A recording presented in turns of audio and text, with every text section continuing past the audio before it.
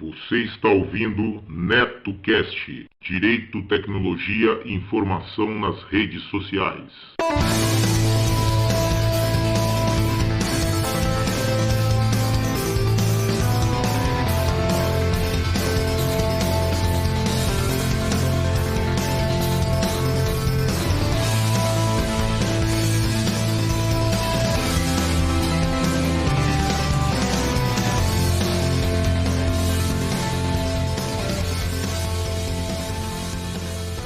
Salve, salve galera, bem-vindos a mais um episódio do NetoCast.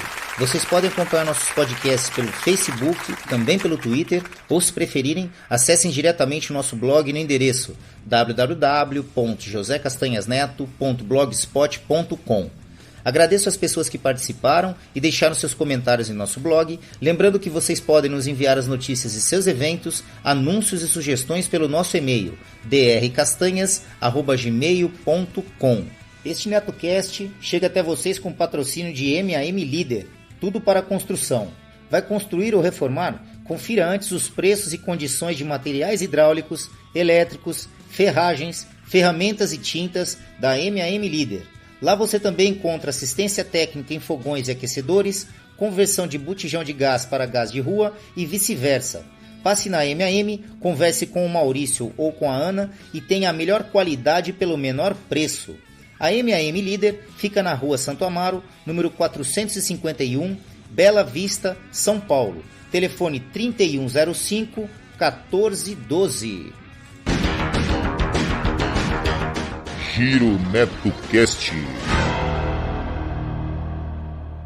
Está na linha conosco a doutora Renata Abalém, advogada, presidente da Comissão de Direito do Consumidor da Ordem dos Advogados do Brasil, Seção Goiás, e é diretora da Câmara de Comércio Brasil-Líbano.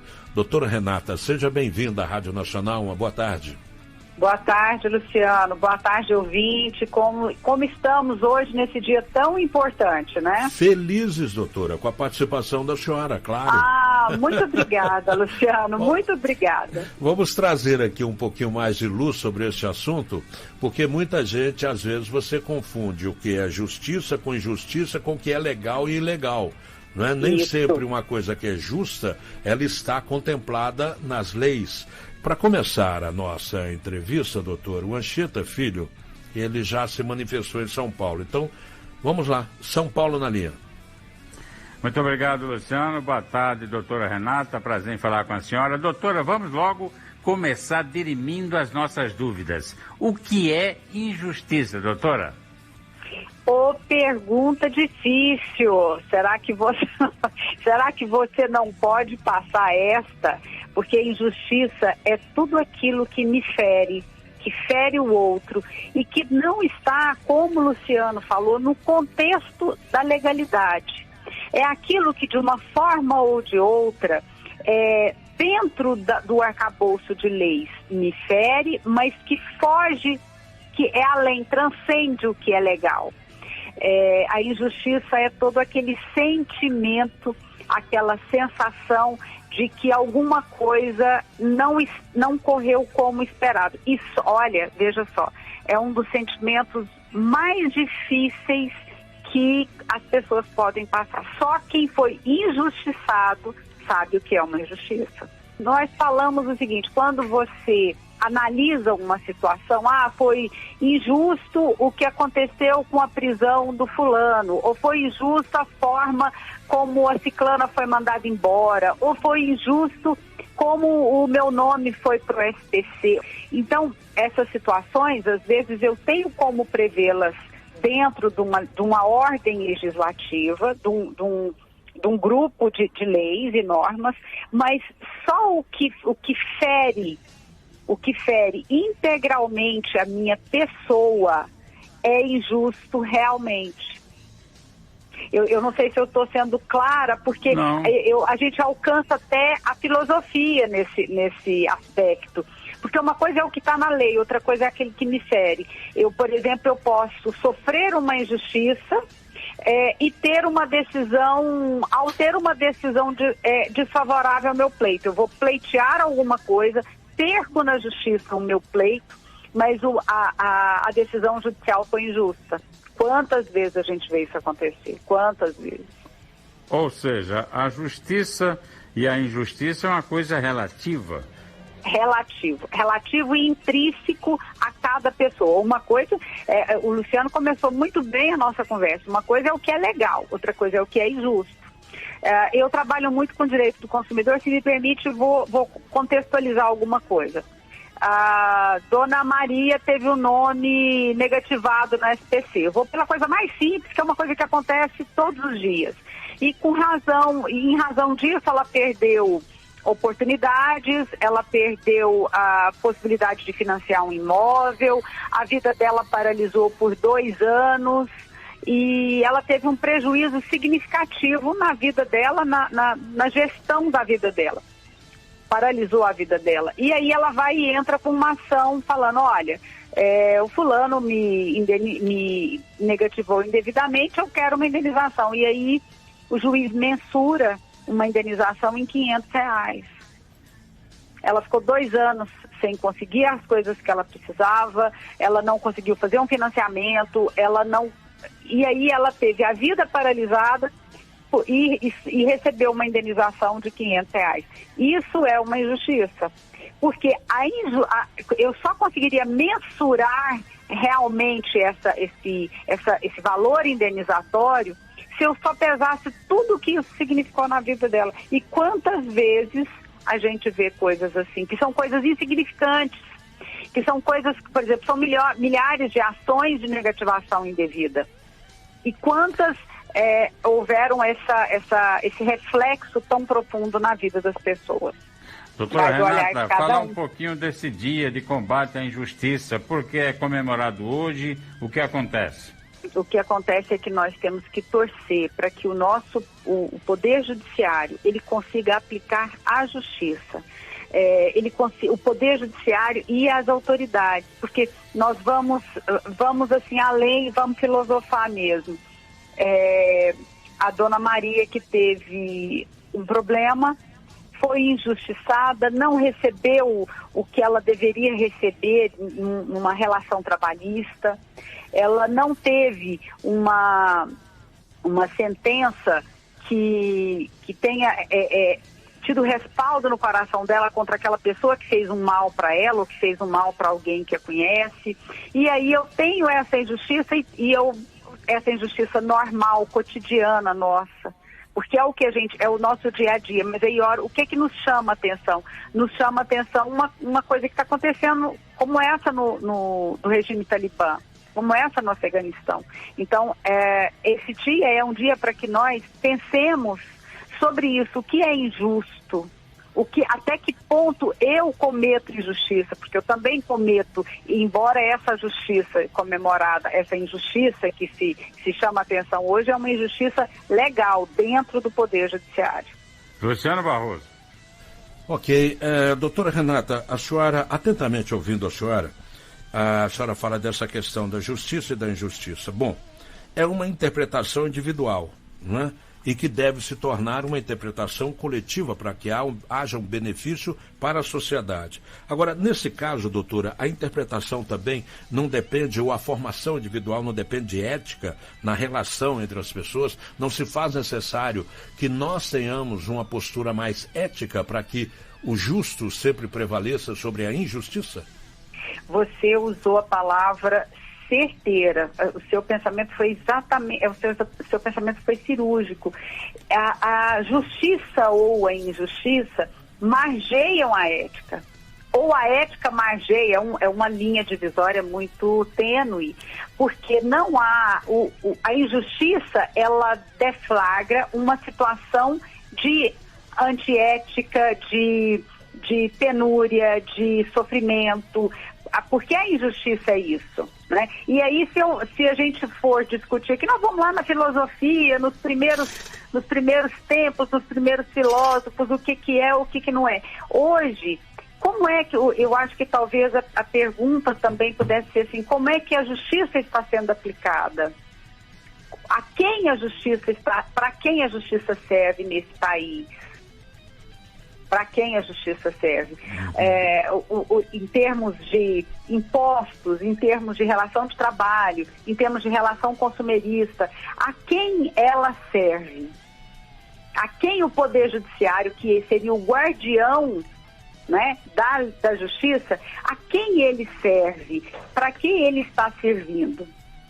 É uma pegada muito filosófica. Eu acho que a gente vai longe e eu vou ficar rodeando o toco aqui, porque rodeando o toco é uma expressão que a gente fala em Goiás, porque eu sou goiana, e é isso mesmo, porque é pegada filosófica, assim, se você deixar aqui, eu vou longe, eu vou lá em todo mundo que falou sobre injustiça. Mas, olha, eu vou falar para vocês e para os ouvintes, só sabe o que é injustiça quem já passou por isso. E a injustiça dói demais. Como dói? A injustiça dói demais quando você espera um tratamento à sua causa e esse tratamento ele não vem da forma como você esperava, né? Porque o outro não olha para a minha causa, o outro, e eu vou colocar o julgador, ele não olha para a minha causa dentro do meu contexto. Ele olha o Poder Judiciário brasileiro com essa vastidão de processos que nós temos,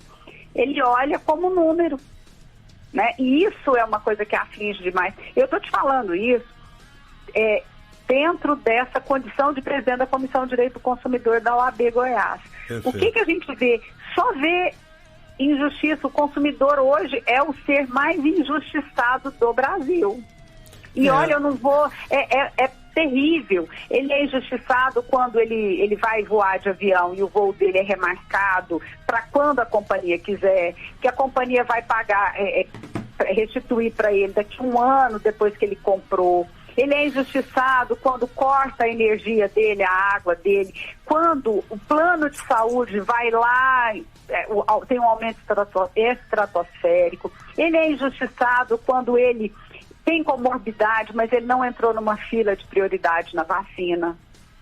Então, se a gente colocar, se nós formos elencar, nós temos aí N situações, né? Mas eu não vou rodear o topo mais não, você me pergunta e se me puxa, porque senão eu vou longe. Eu vou depois, ninguém me acha. Mas, doutora Renata, há uma questão simples de interpretação com relação a rodear o toco. Quando se faz necessário para a proteção daquilo que nós queremos, não é? Nós buscamos a nossa volta ou rodeamos o toco até chegar na linha de pensamento, que assim fica mais fácil a interpretação. Luciana, Rio de Janeiro, doutora Renata, também deseja falar com a senhora. Vamos rodear o toco, Luciana. Obrigada, Luciano Barroso. Doutora Renata, boa tarde. Boa tarde, querida. Como é que você vai? Bem, muito obrigada. Doutora Renata, esse é um tema de muita subjetividade, né? Como a gente já percebeu aqui. Justiça, injustiça. Agora, falando do nosso sistema judiciário propriamente, na sua opinião, como é que a gente pode reduzir as chances de erro? É óbvio, né, que todos nós erramos, né? Os juízes certamente também cometem erros. Muito. Mas eu imagino assim, as consequências de um erro, né, no julgamento de um processo judicial, que podem devastar a vida de uma pessoa. E os casos de prisões indevidas, né, condenações indevidas, são, enfim, apenas um dos retratos dessa injustiça, né, na sua forma mais institucionalizada. Como é que a gente pode reduzir isso? A gente ouve falar de, por exemplo, os juízes afastados, juízes investigados, juízes que são obrigados a reavaliar as suas decisões. Revisão de sentenças, revisão sim, porque é um instrumento legal até, mas dessa prática mesmo, né? É um erro, mas é um erro de consequências desastrosas muitas vezes na vida dos cidadãos, um erro na justiça. E isso é muito sério. Que bom que você tocou nesse assunto, na questão principalmente de magistrados corruptos.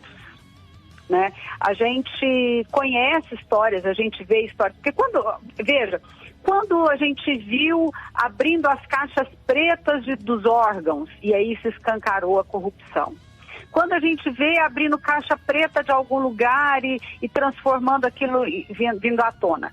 Eu imagino, Luciana, se um dia for abertas as caixas pretas do judiciário, quanto patrimônio trocou-se de mãos injustamente, quantas vidas foram alijadas por decisões com base em corrupção. Então, essa história é uma história, para mim, muito interessante, porque eu advogo já há 36 anos.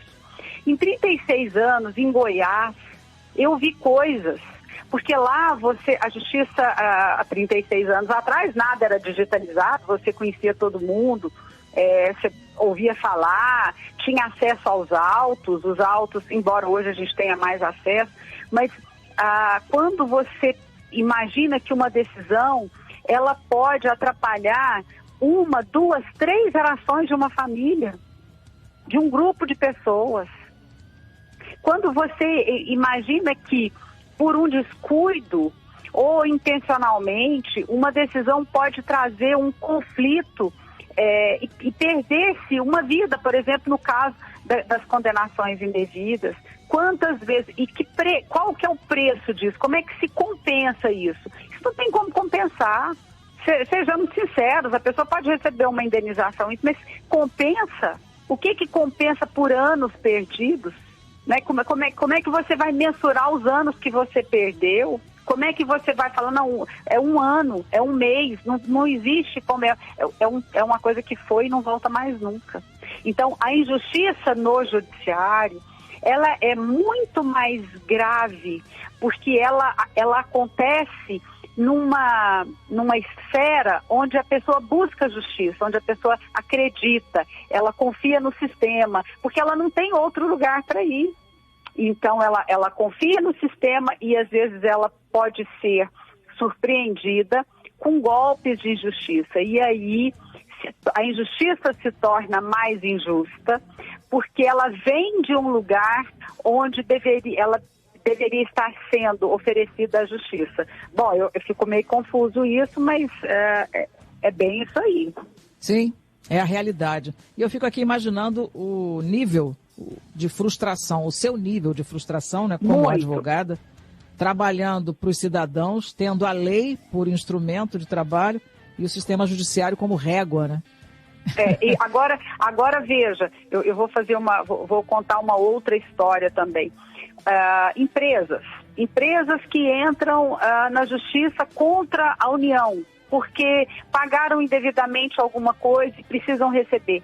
Nós temos casos em Goiás que as empresas aguardam 30 anos. As empresas não existem mais. Aguardam 30 anos para receber uma coisa que era direito delas. Você imagina, as pessoas, agora nessa questão agora do precatório. Quantos anos a pessoa está lutando, está esperando por aquele direito e agora existe a possibilidade daquele precatório ser novamente adiado ou adiado sem data de pagamento. Isso é ou não é injustiça? Para quem vai ficar um direito à indenização, seja ela qual for, num precatório? Para quem ficará isso? Para os meus filhos? Para os meus netos? Porque nós temos aí precatórios trabalhistas, que a União, que os estados devem. Nós temos chega a ser cruel, né? Não, chega a ser cruel. Nós temos aí indenizações por desapropriação urbana, desapropriação rural. A pessoa fica sem o patrimônio dela porque o Estado desapropriou e ele não pagou. Ele não pagou. A pessoa passou uma rua ali, ampliou uma avenida ali, comeu metade do meu lote, eu não tenho como morar naquele lote, aí o Estado vai, ou a prefeitura vai me indenizar, e ela deposita um valor X e ela não termina de pagar, e daqui 30 anos eu fiquei sem um lugar para morar e eu vou ser indenizada por aquele valor. Agora, cadê a correção monetária desses 30 anos que eu tive que pagar de aluguel? Então, o nosso arcabouço jurídico, ele é muito suscetível de situações como essas, porque o pagamento é demorado e o pagamento nem sempre é no valor que realmente é justo, né? E aí eu tenho a injustiça. E nem tudo está na conta da burocracia, né? Doutora Renata, eu vou retornar com o Luciano Barroso em Brasília. Muito obrigada pelos esclarecimentos. Parabéns obrigada, pela querida. Sua atuação. Obrigada, querida. Bom trabalho. Doutora Renata, antes de voltar a São Paulo com Anchieta Filho, nessa linha de raciocínio da senhora tem também, quando morre alguém, como é que... É o inventário.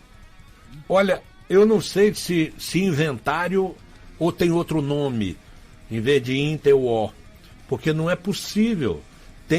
Eu conheço, com todo carinho, eu conheço gente aí que o inventário já está todo prontinho, nem papagaio reclamou, já tem 5 anos.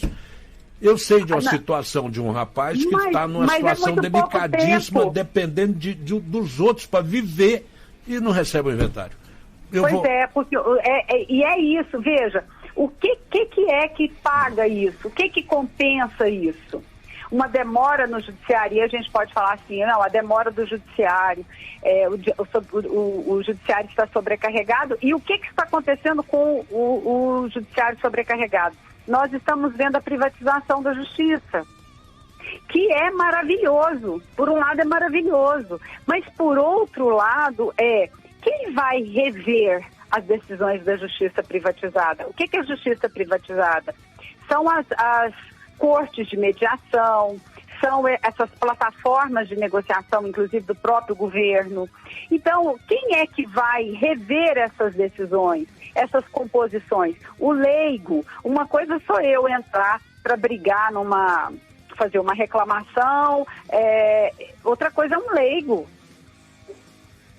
Como é que ele vai ter a resposta dele? Então, a nossa justiça, nós não fomos educados para a justiça. A justiça, eu falo em termos de instituição. Uhum. Perfeito. Doutora, vamos a São Paulo com a Anchieta Filho. Tem mais colocações, né, Anchieta? Pois é, Luciano, vou arrodear um pouquinho esse toco, tá, Luciano? Vou arrodear o toco. Veja bem, a gente está falando de justiça e justiça do Estado. E a justiça que nós mesmos cometemos no nosso cotidiano, no nosso dia a dia, nas regras de trânsito, no desrespeito às regras do condomínio. Hein, doutora? Não fala não. Você já imaginou aquela coisa de furar a fila? Porque isso é injustiça também. E aí, o que acontece? Nós temos aquele adágio, né? A lei de Gerson, né? Isso. Que, infelizmente, nós não fomos educados para isso. Porque você vai ver se alguém, nesses países mais desenvolvidos, se alguém quer furar a fila. Não quer, mas aqui a gente quer. Aqui a gente quer dar o jeitinho da gente. E tudo vem da educação e da ética. Como vocês bem falaram, é isso aí, é a ética. Muito obrigado, doutora. A senhora agora foi justa comigo. Muito obrigado, Luciano. Mas o Rio de Janeiro, tem mais alguma colocação, Luciana? Mais alguma dúvida? Eu ia pegar carona nessa fala do Anchieta Filho, até para falar com a doutora Renata sobre posicionamento também de muitos profissionais da classe, doutora Renata, falando agora especialmente dos advogados, né, nessa relação com as pessoas pobres do nosso país. A gente sabe que tem muita gente de má fé, né, em todos os setores, em todas as áreas profissionais. A gente também, né, ressaltando a importância dos advogados na vida da população, né, nessa estrutura do direito brasileiro, né, imprescindível o papel do advogado. Mas a gente sabe também quanta gente atua aí de forma totalmente,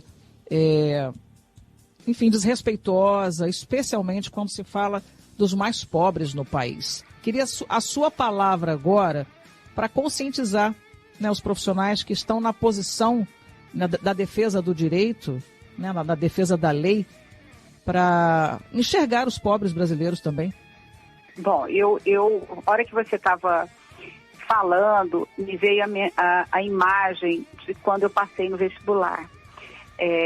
Eu nasci numa cidade pequena no interior de Goiás, e quando eu passei no vestibular, o meu pai saiu na cidade falando pro povo: minha filha vai ser doutora advogada. Isso, como eu disse, é 36. Então, era uma coisa assim, você estava no mesmo patamar de importância de um médico, eu estou falando numa realidade de interior de Goiás, tá? Aqui em São Paulo, por exemplo, deve ter acontecido muito antes disso, né? Deve ter mudado esse cenário. Mas antes era importante antes você tinha que saber escrever, antes você tinha que saber se posicionar, você tinha que saber leis, você tinha que saber se portar perante a sociedade, porque a advocacia era uma profissão muito, muito respeitada. Eu não estou falando que deixa de ser, não. Mas o que aconteceu? Nós começou a ter uma quantidade de cursos de direito, e isso é bom, porque as pessoas precisam aprender, mas esses cursos de direito não foram filtrando os profissionais. Nós temos um artigo do nosso Código de Ética falando que você tem que ter uma conduta exemplar, que se você não tem uma conduta exemplar, você não pode ser advogado. No nosso Código de Ética fala isso. Hoje, o que a OAB faz? A OAB tenta, e a gente participa de julgamentos, a OAB tenta punir ou afastar dos próprios quadros da OAB aquele profissional que ele não responde, ou ele não está à altura da profissão, que ele não enobrece a profissão, porque antes era uma profissão nobre, né? Todas as vezes quando a gente vai comemorar aí, nós inclusive estamos no mês do advogado, né? Se vê a figura de Rui Barbosa, dos grandes pensadores, dos grandes doutrinadores, e aí com essa diversidade, com essa abertura de cursos, você tem cursos em todos os lugares, cursos hoje à distância que você faz e que não exige que o aluno tenha uma conduta ética também, né?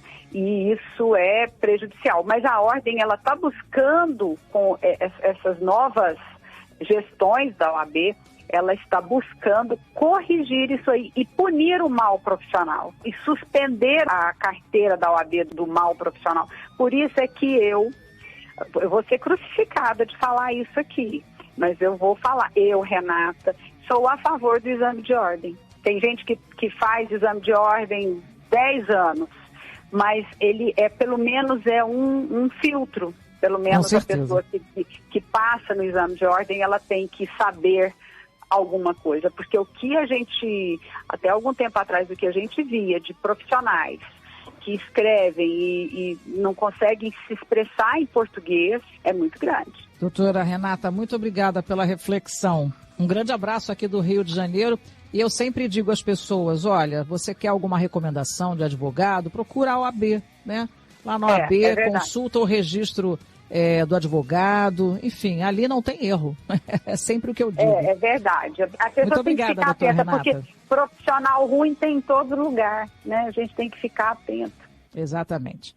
Um abraço, até a próxima. Um abraço, até a próxima. Doutora Renata, a senhora falando, como é bom conversar com a senhora. Nossa, a primeira vez que isso acontece é espetacular. A senhora tem uma linha de raciocínio linda.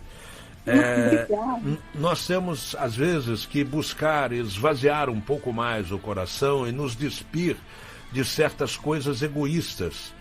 Mesmo quando não gostamos de uma determinada pessoa, de uma determinada coisa, se está correto, se é aquilo realmente o que aconteceu, se o princípio básico é a verdade, devemos nos silenciar e deixar que essa nossa raivinha, né, que às vezes nós nos comportamos como meninos mimados, que ela possa se dissipar com o tempo. Eu li um texto uma vez, doutora, que disse: deixe sua raiva secar. Está com muita raiva? Espere, ela vai secar. Com o tempo ela seca, vira uma poeirinha e vai embora. É só isso, é só não alimentar essas ilusões tão passageiras e tão banais. Doutora, verdade.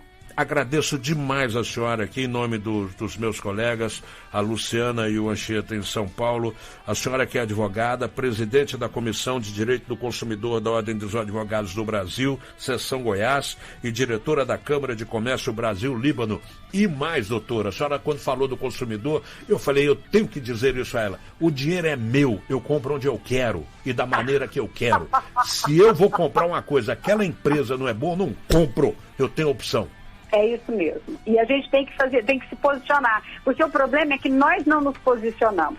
Vê se na Europa alguém compra em posto de combustível que já vendeu combustível adulterado alguma vez. Não compra. O consumidor tem que ficar mais atento, porque nós somos poderosos, nós temos dinheiro, nós é que fazemos a roda girar. Exatamente. Pode ser um pichulezinho de R$10 e pode ser 10 milhões, não interessa. É verdade.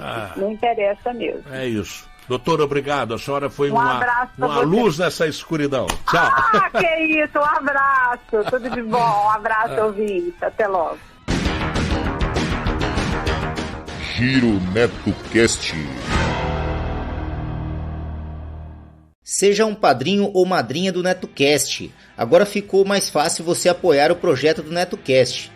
A partir de R$1 por mês, você ajuda o NetoCast a continuar trazendo informações e entretenimento para as redes sociais. Vejam também as recompensas para os padrinhos e madrinhas que colaborarem acima de R$5.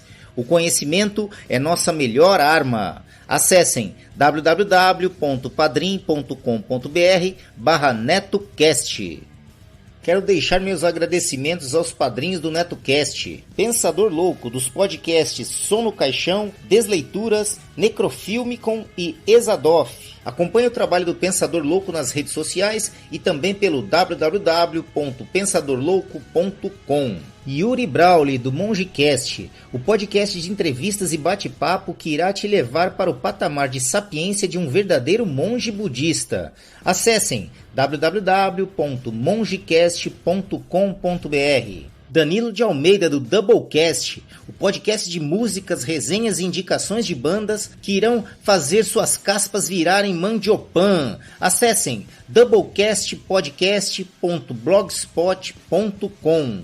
Dan Endo, amigão lá do Japão com participação constantes em vários podcasts, inclusive no Giro NetoCast e também sempre presente lá no Boteco Virtual. Sandro Cruz, escritor, produtor e podcaster, host do Debacast, um podcast que traz os mais variados e loucos assuntos envolvendo tecnologia. Acessem debatec.blogspot.com. Repetindo, debatec.blogspot.com.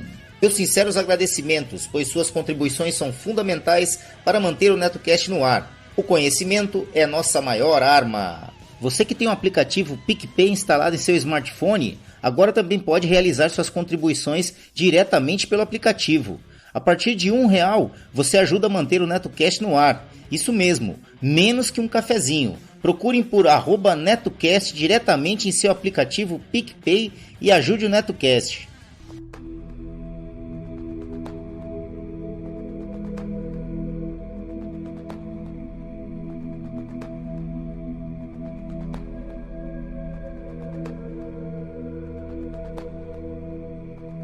Direto das sombras, de lugares inóspitos, de onde ninguém quis sair.